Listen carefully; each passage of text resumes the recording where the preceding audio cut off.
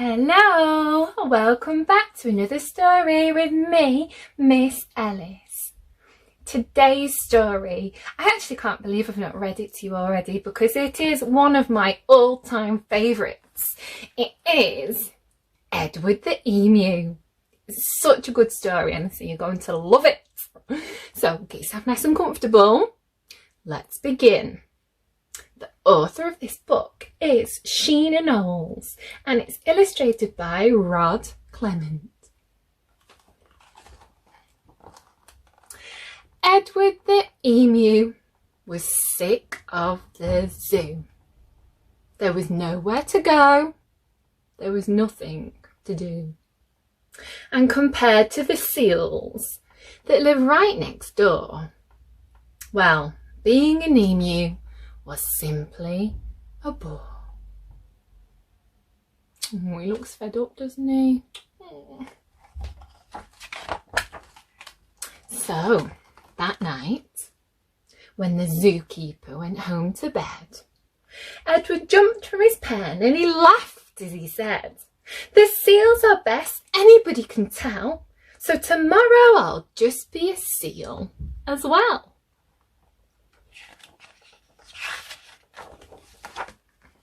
The next morning at 9, when they opened the zoo, the seals were swimming.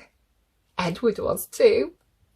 He dived in the water and he basked in the sun. And he balanced a ball on his beak, just for fun. Well, Edward was having a really good day till he overheard someone behind the fence say, "The seals are amusing. Yes, it's true. But the lion's the best thing to see at the zoo." So, that night when the zookeeper went home to bed, Edward jumped from the pool and he smiled as he said, "The lion's the best. Anybody can tell. So tomorrow I'll just be a lion as well." The next morning at 9, when they opened the zoo, the lions were roaring and Edward was too. He snarled at the ladies and growled at the men. Life was certainly grand for a lion in his den. It looks like he's having a good time, doesn't he? Well, Edward was having a wonderful day till he heard in the crowd a man who had the gumption to say, "The lion's a beast I shall always detest. The snakes are the thing I'd like to see best." So, that night, when the zookeeper went home to bed, Edward crept from his cage and he grinned as he said, "If the snakes are the best things, and that's what they say, then tomorrow I'll just be a snake for the day."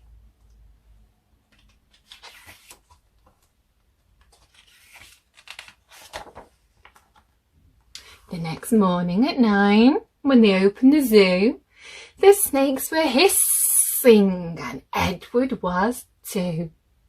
He slipped round the rocks, it was magic to see. Then he curled himself casually up around a tree.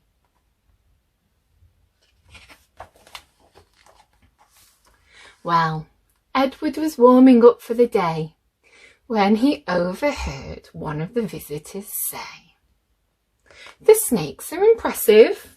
I know that it's true. But the emu's by far the best thing at the zoo." "The emu?" gasped Edward. "My goodness, that's me. I'm the thing that the gentleman most likes to see. Not the seals, not the lions, the snakes and the rest. It's Edward the emu he likes to see best." So that night, when the zookeeper went home to bed, Edward slipped from the cage and he laughed as he said. If the emu's the best, then that's easy then.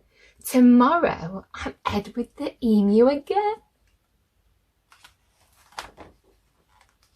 Edward ran to the place where he used to reside. But oh, what a shock when he clambered inside. He found himself suddenly come face to face with the emu they brought in to take Edward's place. Uh-oh, what do you think's going to happen? Do you think they're going to get on? Let's find out. The emus considered each other a while. Then the new emu said, with a shy little smile, "Hello, I'm Edwina. It's nice meeting you. You're the best thing I've seen since I came to the zoo." Look at them. I told you. Isn't it a lovely story? It's so good, isn't it? And I forgot to say, what an important message. I mean, Edward spent the whole day thinking that other things were better than him, but really, he was the best, wasn't he? So I hope you remember that too. Don't try to be anything you're not, because you are the best you by being yourself. And guess what? There's another version, there's another one to this book. It's the next one and I've got it. It is Edwina the emu. So this is the next part in the story, so I shall read this next for you. Until then, you take care of yourselves. Bye for now. If you like that story, let me know by giving me a thumbs up. Remember to subscribe to my channel, Love to Learn with Miss Ellis. Take care. Bye for now.